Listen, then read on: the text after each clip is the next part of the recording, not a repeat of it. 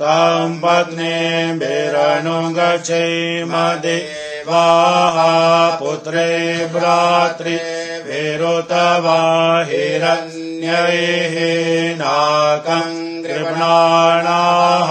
सुकृतस्य लोके तृतीये पृष्ठे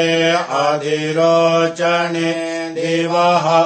आयुषं वचस्य गुरायस्पोखमोद्भिदम् इदगुं हिरण्यं वचस्व जैत्राय विशताधुमामयोः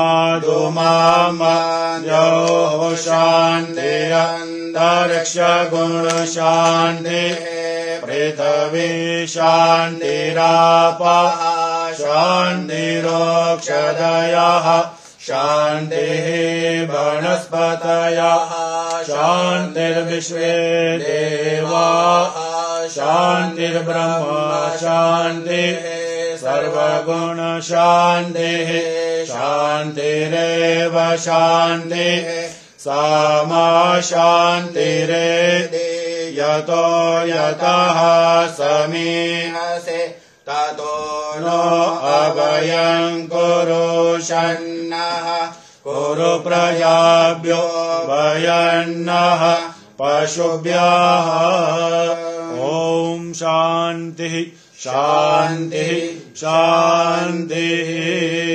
ॐ श्रीमन् मा गणाधिपतये नमः ॐ लक्ष्मीनारायणाभ्यां ॐ उमामहेश्वराभ्यां ॐ वाणी हिरण्यगर्भाभ्यां ॐ शची पुरन्दराभ्यां ॐ मातृपितृचरणकमलेभ्यो ॐ इष्टदेवताभ्यो ॐ कुलदेवताभ्यो ॐ स्थानदेवताभ्यो ॐ ग्राम देवताभ्यो ॐ प्रधान देवताभ्यो ॐ सर्वेभ्यो देवेभ्यो ॐ सर्वेभ्यो ब्राह्मणेभ्यो ॐ सर्वेभ्यो तीर्थेभ्यो एतत् कर्मप्रधान देवताय श्रीमन्महागणाधिपतये नमः पुण्य पुण्याहं दीर्घमायु अस्तु दीर्घमायु शुक्लांबरधरं देवं शशिवर्णं चतुर्भुजं प्रसन्नवदनं ध्यायेत्